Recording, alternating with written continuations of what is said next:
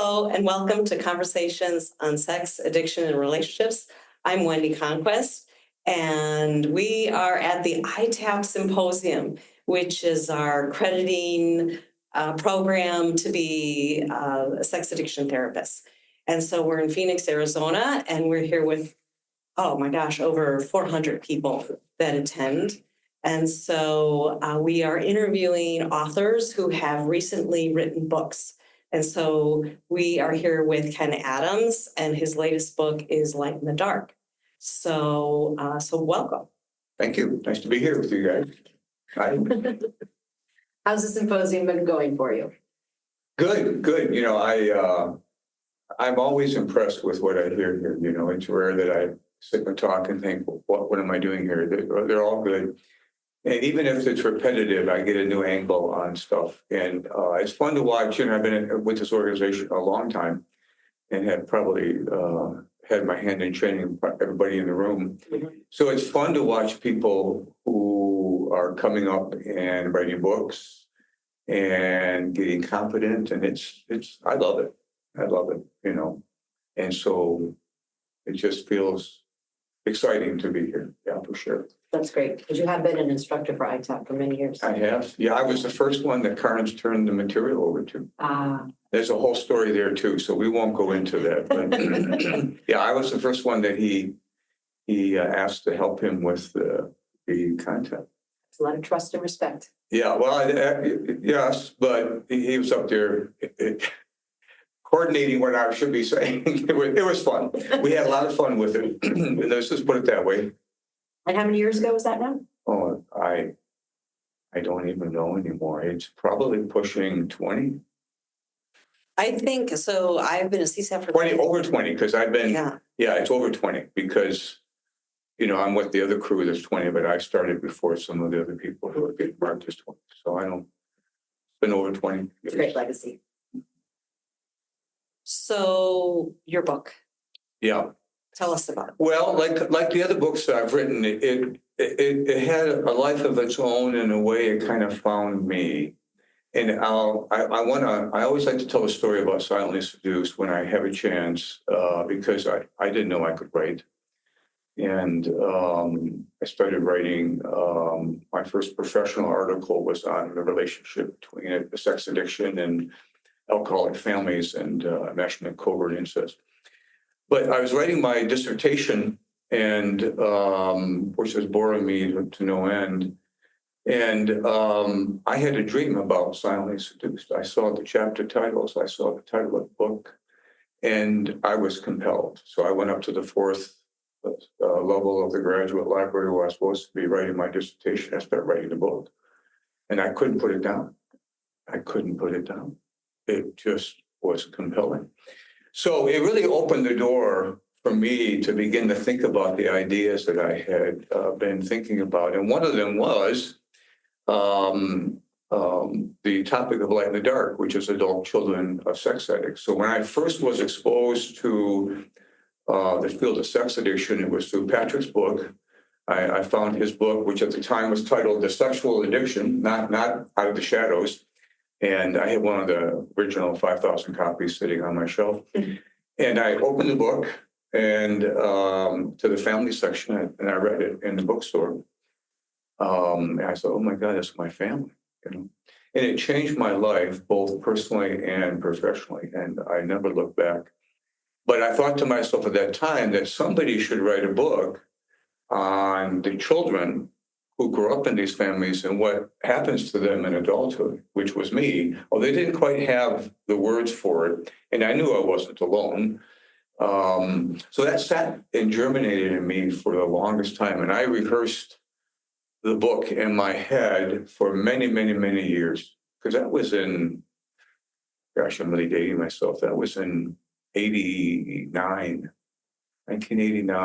That I ran into, or 87, somewhere around there, I ran into that book. So since the late 80s. And in this case, my co-authors, Dr. Meyer and Culle Vande, they found me. Because occasionally, I was losing the steam to write these by myself.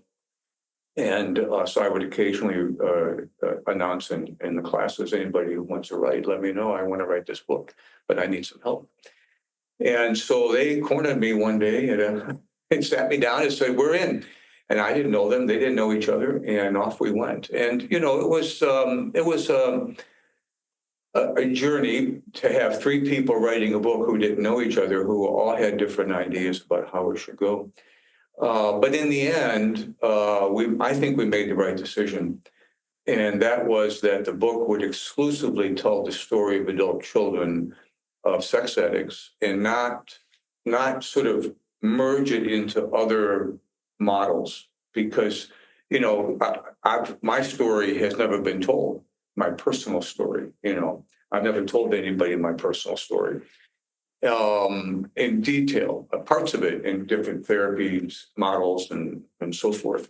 But nobody ever said, well, an adult child of a sex addict has this symptom profile. But if you go to an adult child of alcoholics, there's the profile, and they say, oh my God, they've been following me around. And nobody's done that with adult children of sex addicts. And so I felt strongly it needed to be done. So we really worked hard together as one voice. I thought we did a good job there. Wasn't easy. I'm sure they were saying the same thing, but we did it.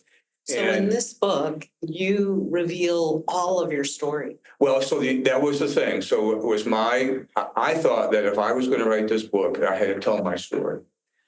There was no way I was going to ask the reader to tell their story and not tell my story, because I know how difficult it was. What was that like for you? It was difficult and it was shameful.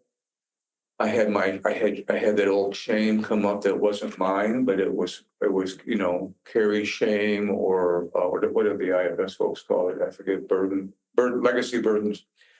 They have labels, new labels for everything, and it's wonderful.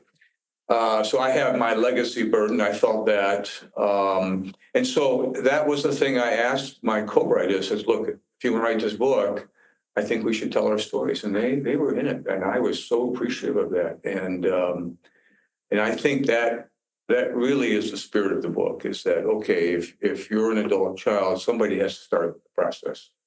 Here's my story. And so I told it in fair detail. You know, I mean, I left some things out. I left a part of my story as an addict out, but that wasn't the point of the story. So when we talk about an adult child of a sex addict, for the listeners, how would someone know? Because a lot of times there's a lot of secrecy in families. A lot, you know, what are we saying? Is it, you know, dad was gone all the time, or mom was bringing people to the house? Like, how would someone know that they're an adult child? Mm-hmm, mm-hmm. Well, you know, this stuff will show up as a general rule as an intimacy problem, right? And usually a repetition of, what you'll see is a repetition in the reenactment of the system. So invariably they'll come into the counseling office with sex addiction or partnering with sex addiction. So if you're a therapist, you should automatically be taking a history here and helping them understand how their background comes in. So usually the tip of the iceberg is they usually have reenacted the system. Not always, but usually they've reenacted a piece of the system. And they married their father, mother, you know, whatever the case may be. And you can see in their current dilemma the coded story. So that's the first place I look. Most of the adult children, so we did a survey, and you guys helped us with the survey, which I really appreciated. I think we have about 140, 150 anonymous surveys, and we asked them, you know, how did you know? Did you know? Most adult children either knew or suspected. So the truth of the matter is they know there was something going on. Now, there are some systems and many systems that are quite obvious, lots of fighting, lots of name calling, lots of calling out the behavior, witnessing the behavior. So you know, probably 85% of the adult children surveyed said they were directly impacted by the sexually addictive behavior. So there's lots of secrets, and it's not a secret. Mm-hmm. So the truth of the matter is they know. It's just that there's been nobody who says there's a frame for you and there's a way out of the shame, and that shame you're feeling is not yours. You may have done something to produce shame in your life that's different than the carried shame. So the shorter answer to your story is they know. Most adult children know they come from these families, they need a framework. And there are secrets as well, and tension that they didn't know everything about. One of the interesting things since I've written this book, interesting, sad in other ways, the number of people who have come up to me and said, I was illegitimate. My father wasn't my father. My mother wasn't my mother. I didn't realize I had half brothers. I have sisters. I knew, and I've been stunned by the frequency of this. So as we've defined the population and kind of narrowed it, and I've gotten out there and talked, I've had people come up to me, and that's a common reported. Oh, by the way, Ken, I want to share something with you. You know, how did you write a book? You get that stuff, and I've gotten frequent. That's interesting. Yeah, sad and interesting, but yeah, I wonder how many illegitimate, probably a shameful word, but you know what I mean by that. I don't mean to shame it, but Right. So I wanted to come back to the personal stories part, because I think that is a very vulnerable way to connect the reader, and the reader sees themselves and hears this. And I think that's them really also buying into the book of like, well, here are other people telling about what it looks like. And does it look like that for me? How then else can you describe the way the book is structured?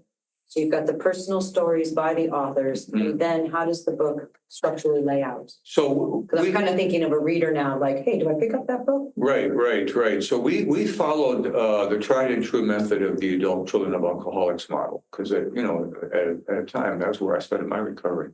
That model, Claudia Black, Sharon Werkshire, all those great folks, sort of built a model. So what we did is that we identified what we felt were the common traits or characteristics. So the next chapter after the personal stories are what are the characteristics. So if you see yourself in here, keep reading.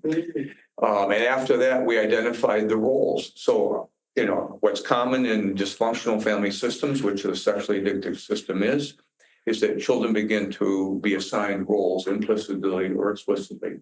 In the alcoholic family system was the hero and the lost child and the mascot. What's different in the sexually addicted system? So the hero is the moral hero, the preacher, the rabbi, the policeman, the person who says, my family is, I'm going to hide my family shame by becoming this sort of representation of purity, right? Of course, behind the scenes, I'm acting out, but we're not going to talk about that. So we identified 5 roles. And so each chapter has a role. Each chapter has, here's what you do to recover from that role. Here's what your objectives are. And then we did a general chapter on, in general, what are you looking to do if you're an adult child? So we've got separate chapters on the roles and recovery, and we have a general chapter on recovery, dating, and that kind of stuff. And then we've got rights and responsibilities. We wanted to, sort of Say more about that. What is that, rights and responsibilities? well, things that we feel like they needed to be supported around. I have a right to say my truth, but I also have a responsibility, to heal myself and do something about it. That kind of thing, right? We didn't want to overly invite a victim stance, because it's so easy to feel so victimized by this and helpless. And yet there's a responsibility to do something with the information. So we were going to give people, and then at the end of the book, we did some reflections. So, we have a number of pages, not so much a workbook, but workbooky kind of stuff where, we would ask them a question. What's the biggest secret you kept? And then we would end the page with, just for today, I'm going to do fill in the blank, sentence completion about my recovery, trying to get them into the habit of recovering as an adult child, not just a partner, not just an addict. So that's basically the outline of the book. And I like how it came out. And also we kept it tight, so that we didn't repeat ourselves. And, from start to finish, I think there's about 120 pages, something like that.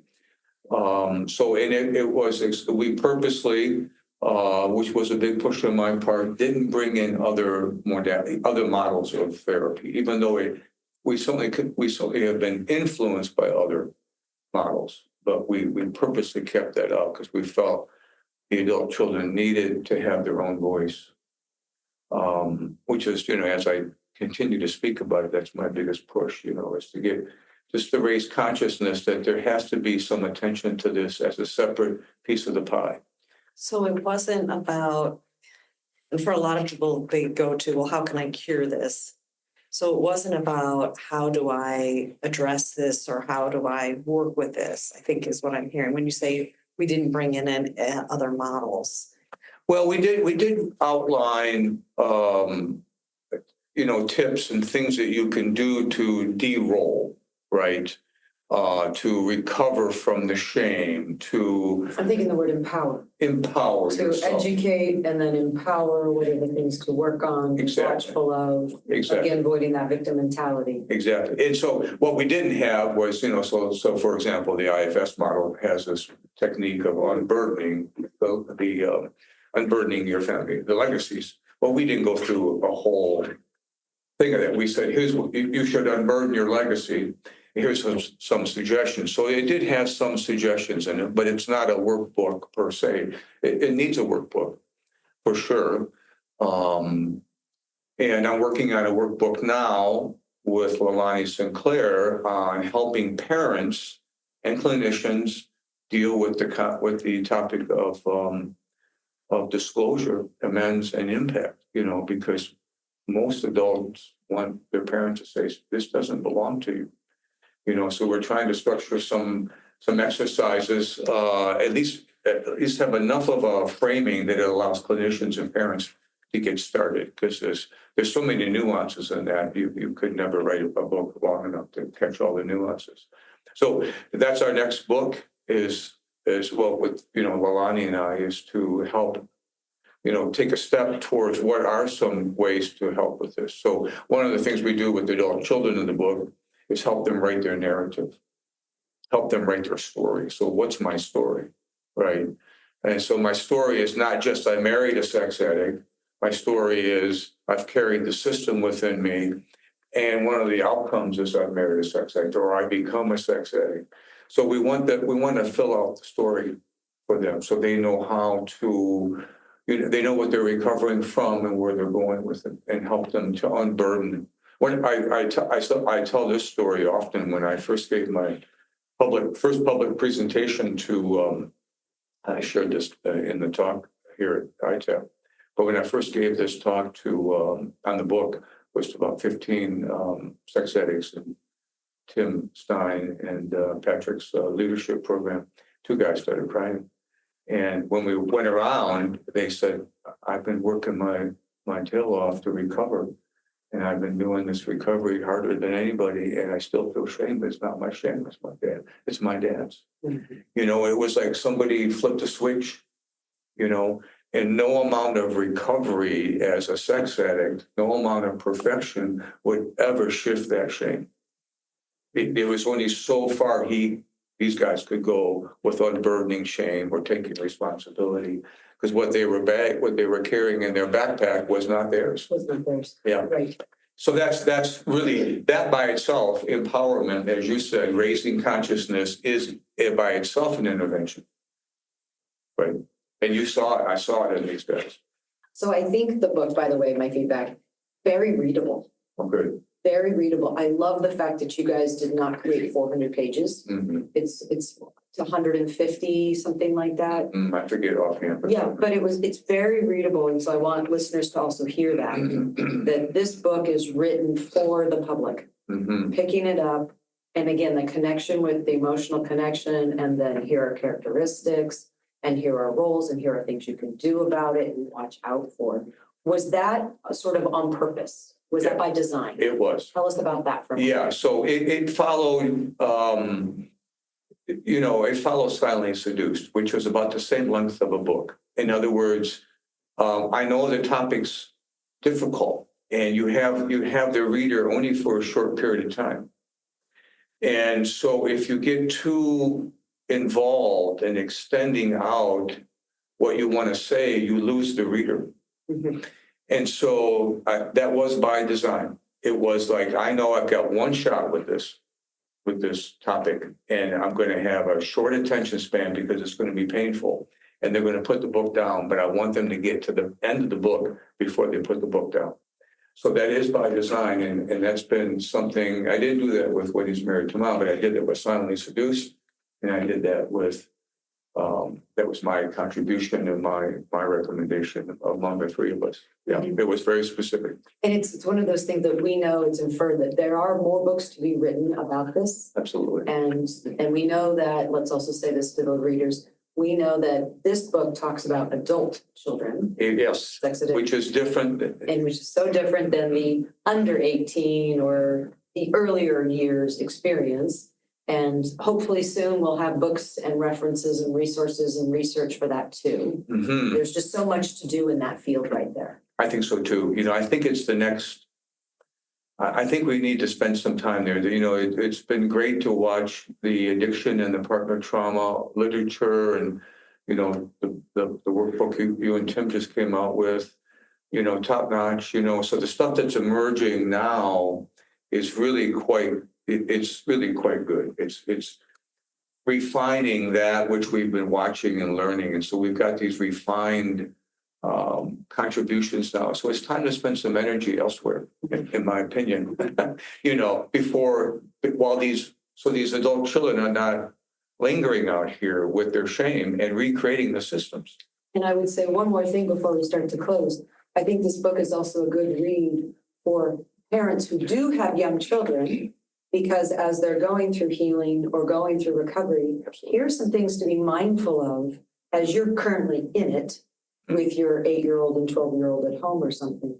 Absolutely. Yes, I've had experiences where I've had addicts come up to me and go, I was really angry with you for running that work. But it stirred a family session, and the cat's out of the bag, and we're healing, and I got a better relationship with my kids now. And that means the kids grown up will have less to be burdened with. Exactly. Or be dealing with it when they come to that place. And less shame for the parents. It's in their best interest, And it's also a book for clinicians. So as a clinician, if you need to have a sense about what's going on with these adult kids, this is a book to read. Absolutely. You can. Yes, nice to be here. So thank you, everyone. Thanks, Ken. Thanks, Jeanne. Thank you for being here. And if you like this episode, please, you can follow us to be notified of other episodes. If you want to share it with people that you think could use this information, please do. And in the meantime, we'll see you next time. Thanks so much. Thank you. Yeah.